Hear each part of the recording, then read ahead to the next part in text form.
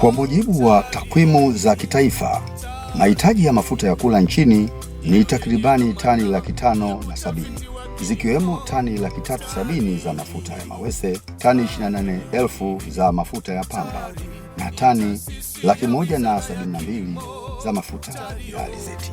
Kati ya hizo, takribani tani 365,000 huagizwa toka nje ya nchi, hivyo kuigharimu serikali shilingi bilioni 443 kwa mwaka. Ukilinganisha na mazao mengine ya mbegu za mafuta ya kula duniani, zao la michikichi ndilo linalozalisha mafuta ya kula kwa wingi duniani. Kutokana na uhaba wa mafuta ya kula nchini, serikali imekusudia kumaliza tatizo kwa kuanzisha kituo cha utafiti wa kilimo TARI Kihinga mkoani Kigoma kutafiti teknolojia sahihi na bora za zao la mchikichi. Mheshimiwa Waziri Mkuu Kassim Majaliwa Kassim ametoa maagizo ya utekelezaji kwa taasisi ya utafiti wa kilimo TARI pamoja na viongozi wa serikali ya mkoa wa Kigoma. Taasisi imeanza. Furaha yangu ni kuona toka nilipokuwa nakuja napata taarifa, kuona ule mwenendo wa kuanza kwa kutafiti tena kwa kupata mbegu zilizoandaliwa kuingia kwa kuja kuzalisha miche, kazi ambayo mmefanya wataalamu, na washukuru sana na wapongeza sana kwa kazi yenu. Leo tunazungumza hatua ya mwisho kwa sababu tayari tunakwenda sasa kwa ajili ya upandaji, uhamishaji wa miche hii kutoka kituo cha utafiti kwenda mashambani, na nimepokea taarifa ambayo inajaa matumaini kwamba kazi sasa inaanza. Tunataka zao hili lirudi tena na lifanye kazi yake, kwa kuwa tuna ardhi, tuna watu, na hiyo ndio kanuni ya sekta ya kilimo. Tuna ardhi mzuri, lakini tuna watu wenye ari na jitihada za kutaka kulilima zao hili. Historia ya zao hili ni ile ambayo nimeieleza mara kadhaa. Sisi tulikuwa na zao hili liko hapa miaka nenda rudi, lakini wenzetu waliochukua mbegu zetu leo wamekuwa matajiri kuliko sisi, na hawakubali tena sisi tuendeleze. Unajua, sisi tuna uzoefu, tunaweza kuwapita. Tukienda kuchukua mbegu huko itakuwa sio mbegu. Kwa bora mkurugenzi na timu yako mnanifikisha hapa. Tunataka tuone zao hili linalolimwa hapa Kigoma kwa mapenzi makubwa kweli na kwenda kuwanufaisha wakulima hapa. Sasa mchikichi Kigoma ni mchugu, lakini pia taifa lenyewe lina mahitaji makubwa sana. Hizo lita za mafuta tunazozitamka ndizo tunazozitamani, lakini bado hatujazifikia. Tukiwa tuna uwezo wa kulima mchikichi ukakava, badala yake tunatumia zaidi ya dola milioni 300 kupeleka nje kwenda kununua mafuta kuyaingiza nchini. Tena huwa hatuna uhakika kama mafuta hayo ndiyo mafuta. Serikali inataka kuona zao hili linapata mabadiliko. Wakulima wa zao hili wanahitaji kupata mafanikio kupitia nyinyi. Kwa hiyo watu wa utafiti, imarisheni kituo. Tumeshaamua kituo cha utafiti wa michikichi kitakuwa Kigoma. Nataka niwahamasishe wana Kigoma ambao ndio tumeanza nao kama pilot. Zao hili lina masoko tayari. Masoko yake ni hapa nchini. Serikali imetengeneza utaratibu wa kulifanya zao hili kuwa na thamani kubwa. Tunataka tuzuie mafuta ya nje yanayoingia ndani zaidi ya uzalishaji wetu, alafu yakapoteza soko mafuta ya ndani. Kama nilivyowaambia kwenye kiwanda cha sukari kule Zanzibar, tunataka soko la ndani lilishwe na hapa, na inawezekana. Katika kutatua changamoto za tasnia ya zao la mchikichi, viongozi wa mkoa wa Kigoma wamelipokea agizo la Mheshimiwa Waziri Mkuu kwa msukumo wa kipekee kabisa. Nia ya serikali ilikuwa ni kuondoa utegemezi wa mafuta ya kula kutoka nje ambapo na serikali inatumia takriban dola za Kimarekani 300 hadi 400 kwa mwaka kwa ajili ya kufidia hiyo akisi ya mafuta kwenye hitajio la nchi. Kwa hiyo ndio maana serikali ikahimiza pia uanzishwaji wa kituo cha Kihinga cha TARI ili wao ndio wawe ndio kiongozi katika kutekeleza hilo agizo la serikali la kufanya Kigoma iwe kitovu cha uzalishaji wa michikichi kwa ajili ya kupata mafuta ya michikichi. Mamlaka za serikali za mitaa zote ziliagizwa na Mheshimiwa Waziri Mkuu ili kutayarisha miche kwa kushirikiana of course na TARI itazalisha hiyo miche izipe halmashauri ili halmashauri ziweze kuwagawia wananchi bure. Lakini pia lengo lilikuwa ni kuihusisha TARI pia ili kuhakikisha mbegu ambazo zinasambazwa au miche inakuwa ni mbegu bora ambazo mwisho wa yote zitaongeza kiasi cha mafuta kutoka kwenye tani moja ya mafuta kuliko ilivyokuwa awali. Sasa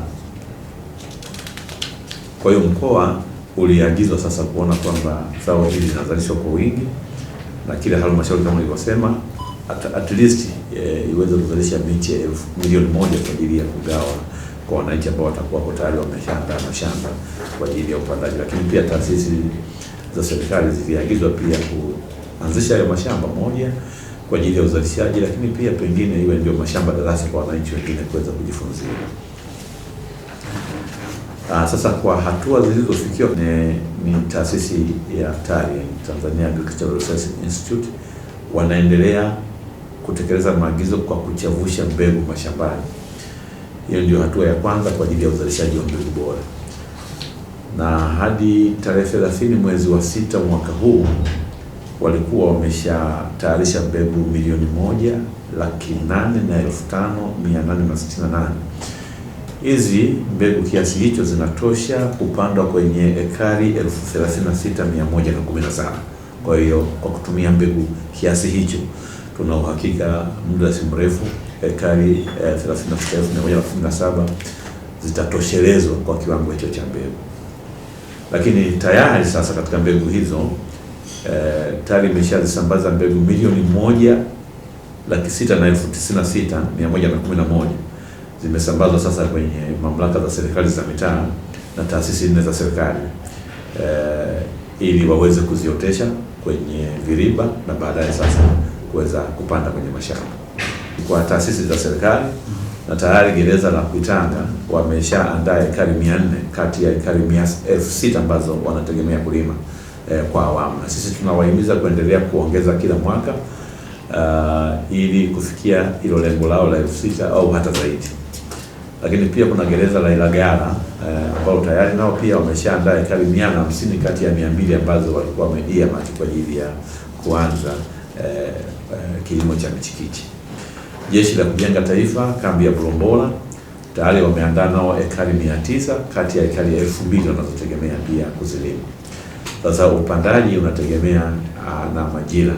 Kwa hiyo upandaji wa hii miche yote sasa hivi tunategemea uanze kwa kasi itakapofika Novemba, kwa sababu hali ya hewa ya wakati huo itakuwa inaruhusu, kwa maana kwamba kutakuwa na mvua na hivyo kupunguza hatari za mimea kupandwa na baadaye kukauka.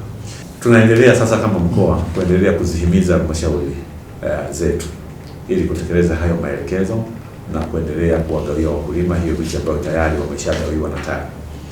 Lakini pia kama nilivyotamka hapa, tuko karibu na taasisi za serikali hususan Jeshi la Kujenga Taifa na magereza zote mbili kwa ajili ya kuendelea pia kutekeleza hilo agizo ambalo wanaendelea kulitekeleza vizuri. Lakini pia kwenye ziara mbalimbali ambazo tutakuwa tunafanya, tunaendelea kuhimiza wananchi na kuzihimiza halmashauri kuendelea kutumia mbegu bora ambazo zitawaongezea kipato, kwa maana kwamba mbegu hii ambayo sasa hivi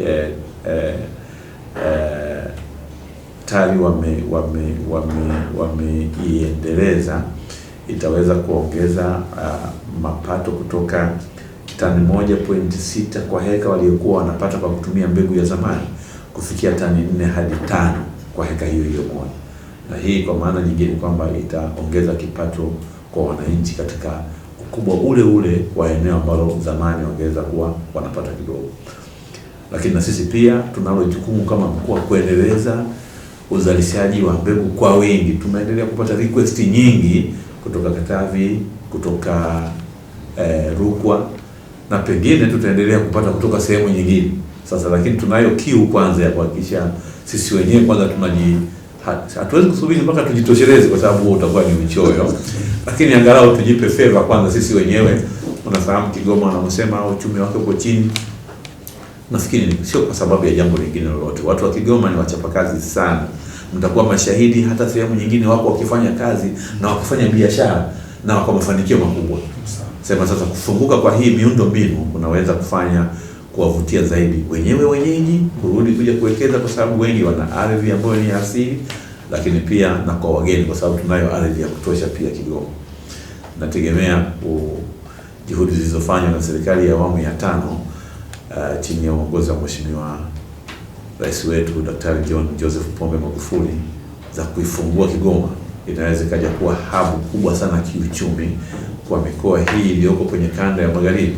Lakini pia kama mnavyofahamu, sisi ni hub na center kwa Burundi, kwa DRC ambako hawako stable sana kiusalama. Kwa hiyo soko lao kubwa unaweza kukuta la vitu kwa ajili ya kununua na hata kwa ajili ya kuuza inakuwa ni Kigoma. Kilichokuwa kinatusumbua pengine ilikuwa ni miundombinu, kuongezwa kwa runway ya airport.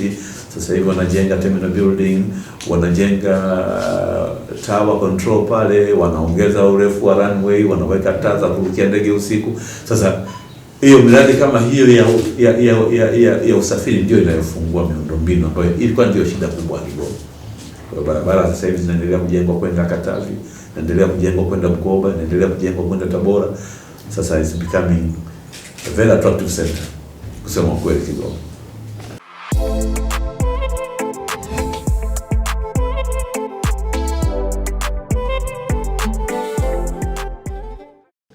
Nayo taasisi ya utafiti wa kilimo TARI imepokea vipi agizo hilo la Mheshimiwa Waziri Mkuu? Kwa sababu agizo lile lilikuwa karibu mwezi ule wa 7, sasa ilipoenda mpaka Disemba 2018 na tunaingia Januari 2019, ile kasi kwa ajili ya kuchavusha na kuweza kupata zile mbegu tulianza pale Kihinga kwa kushirikiana sasa na halmashauri 6 za mkoa wa Kigoma.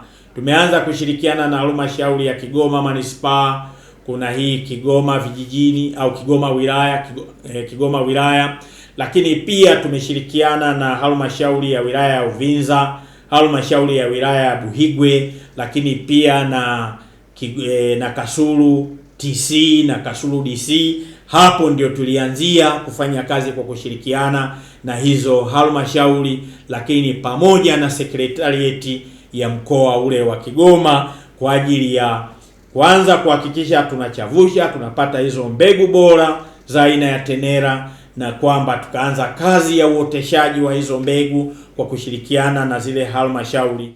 Kwa mujibu wa mkurugenzi mkuu wa taasisi ya utafiti wa kilimo TARI, kumekuwa na ushirikiano mkubwa na halmashauri za mkoa wa Kigoma ili kufikia malengo ya mkakati wa uboreshaji wa zao la mchikichi ili kufikia kusudio la serikali kupunguza uhaba wa mafuta ya kula nchini. Hapa tulipo ni kata ya Kibirizi, eneo la Katosho.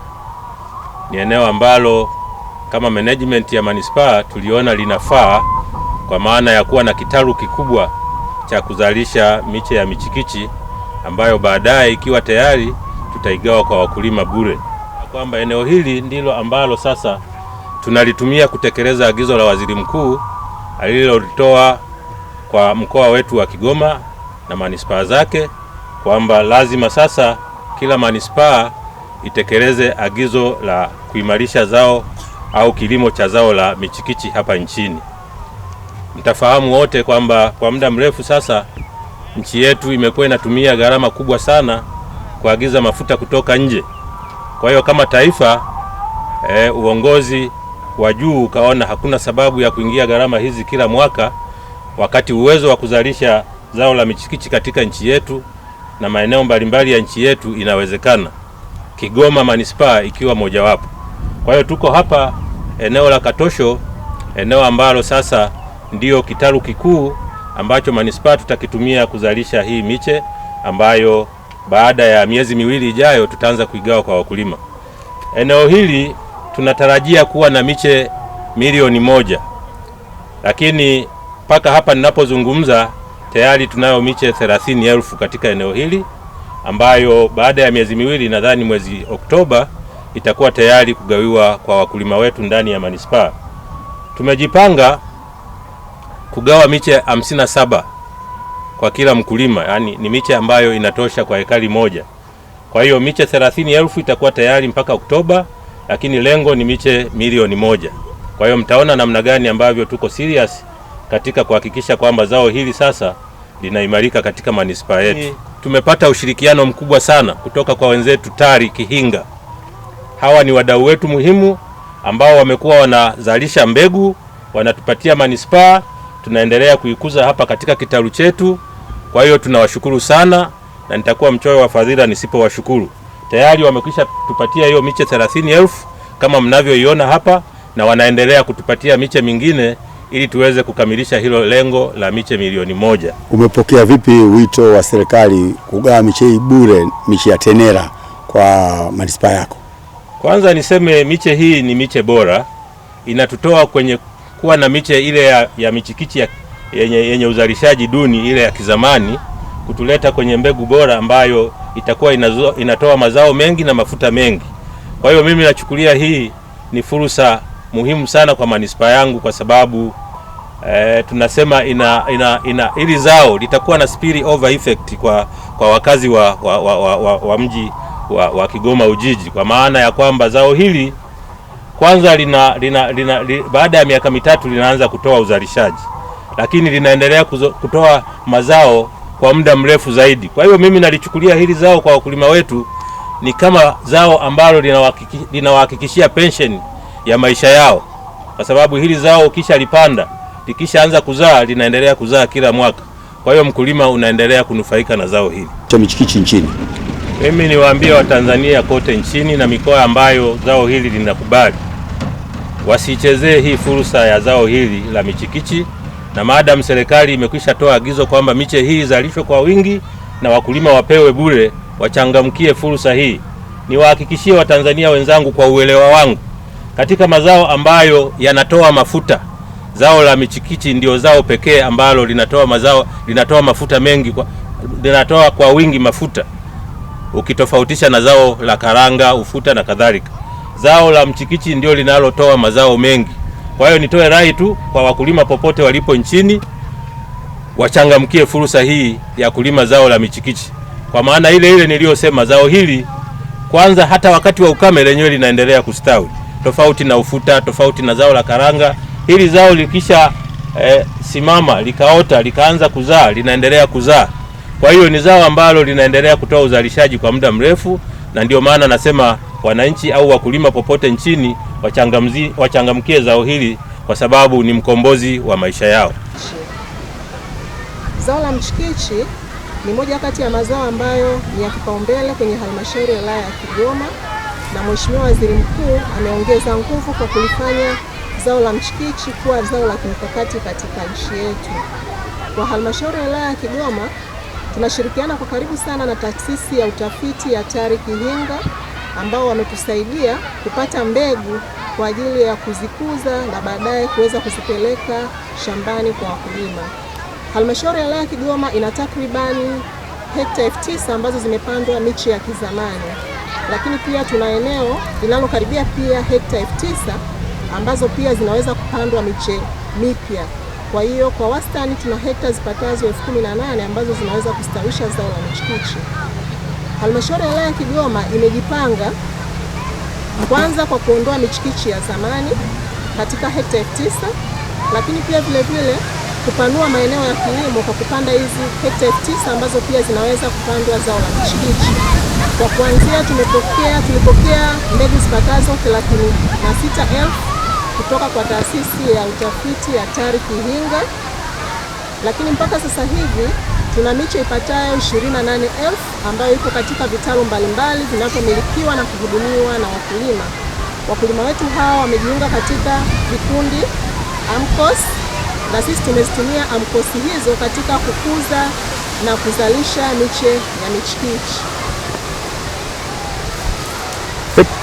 Hebu sasa tueleze mbegu hizi mnazozichukua kutoka TARI Kihinga aina ya Tenera zina ufanisi kiasi gani ukiwa kama mtaalamu wa kilimo? Kwa halmashauri ya wilaya ya Kigoma, kwenye miche yetu hii ya kizamani ambayo wakulima wanaendelea kuitumia kwa sasa hivi, uzalishaji ni wastani wa lita 1200 mpaka 1600 kwa hekta. Lakini kwa miche hii ambayo tumeipokea kutoka kwa wenzetu wa TARI Kihinga, ambayo inaanza kuzaa baada ya miaka mitatu, mkulima anaanza kupata matunda, uzalishaji wake unakadiriwa kuanzia lita 4000 mpaka 4500. Kwa hiyo tunategemea wakulima wetu wanaweza wakapata mafanikio sana kama wataitikia na kupanda miche hii mipya ambayo inatolewa na taasisi ya TARI Kihinga.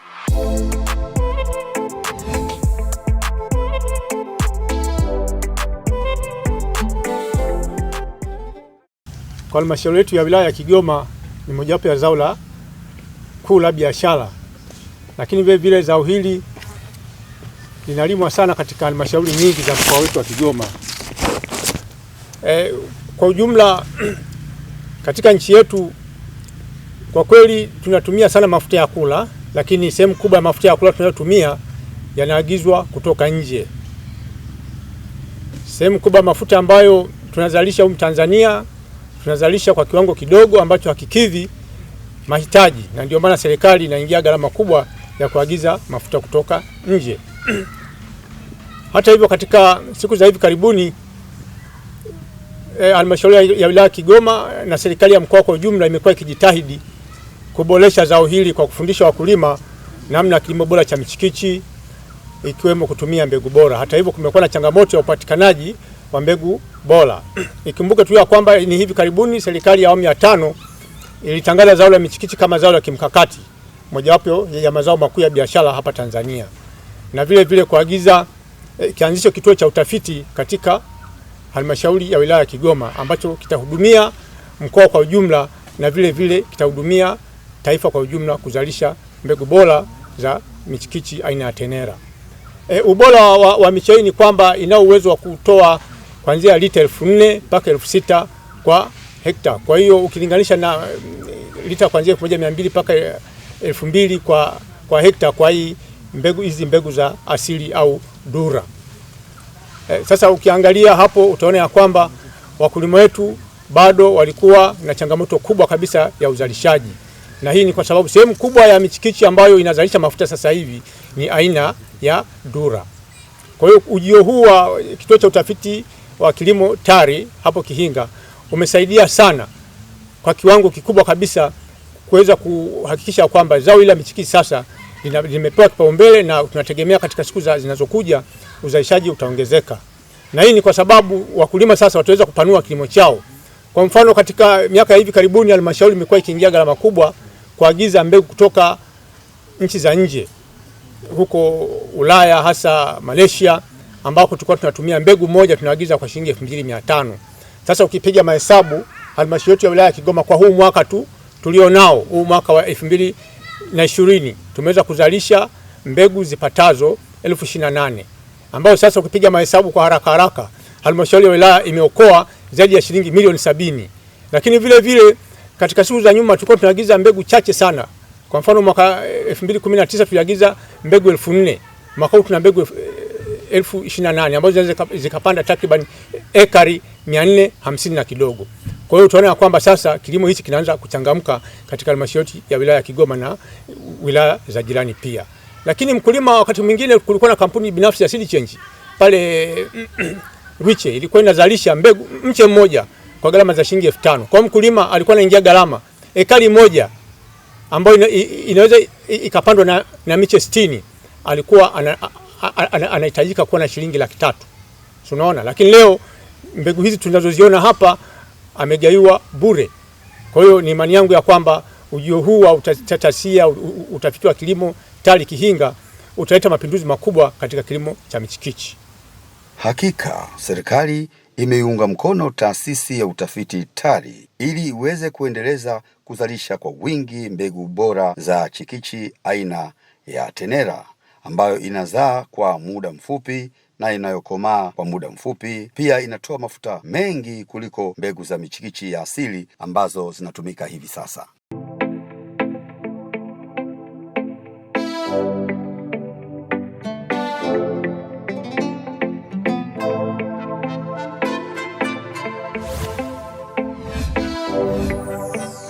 TARI ni taasisi ya utafiti wa kilimo.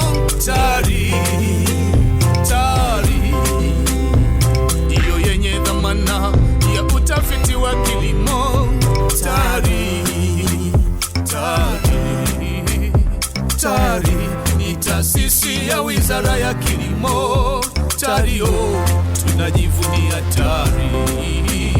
TARI ina wataalamu waliobobea na mahiri wa utafiti wa kilimo.